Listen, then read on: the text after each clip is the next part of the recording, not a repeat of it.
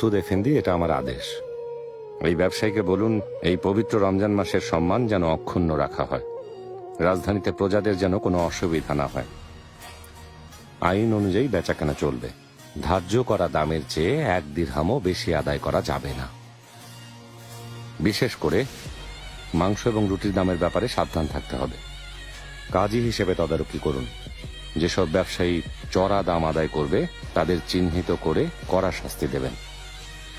আপনি নিশ্চিন্ত থাকুন জাহাপনা, এই বিষয়ে আমি বিশেষভাবে তদারকি করব। তাছাড়া কাজী এফেন্দিকে তো প্রাথমিক নির্দেশনা দিয়েছেন। ঠিক বলেছেন মহামান্য পাশা। রুটিগুলো এদিকে নিয়ে এসো, দেখি কেমন বানিয়েছে।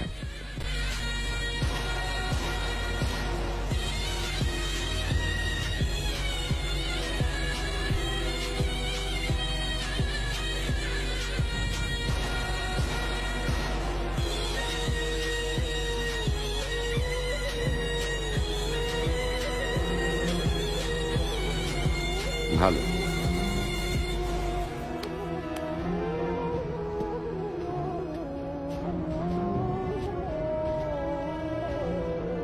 রুটির কারিগররা ঠিক এই ওজনের এই রকম রুটি তৈরি করবে। গমের আটার সাথে ভুট্টা বা জবের আটা মেশানো একদম নিষেধ। আর সংকট এড়ানোর জন্য কমপক্ষে 1 মাসের আটা মজুদ রাখতে হবে। আপনার আদেশ শিরোধার্য জাহাপনা। এবু সুদ এফেন্দি, বাবুর্চিদের, বিশেষ করে যারা কাবাব তৈরি করে আর খাবার বিক্রেতাদের জানিয়ে দিন প্রতিদিন খাবারের মান পর্যবেক্ষণ করা হবে।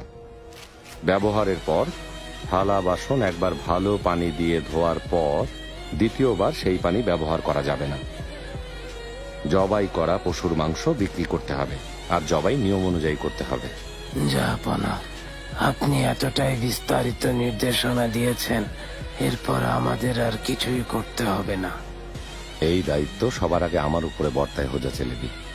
যদি আমি প্রজাদের সুবিধা অসুবিধার কথা না ভাবি, আমাকে আল্লাহর দরবারে তার হিসাব দিতে হবে।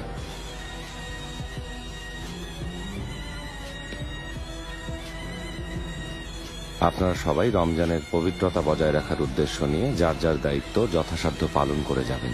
জাহাপনা, আপনার আদেশ অনুযায়ী এখনই ফরমান জারি করছি যেন কাল থেকে সবাই নিয়ম মতো কাজ করে।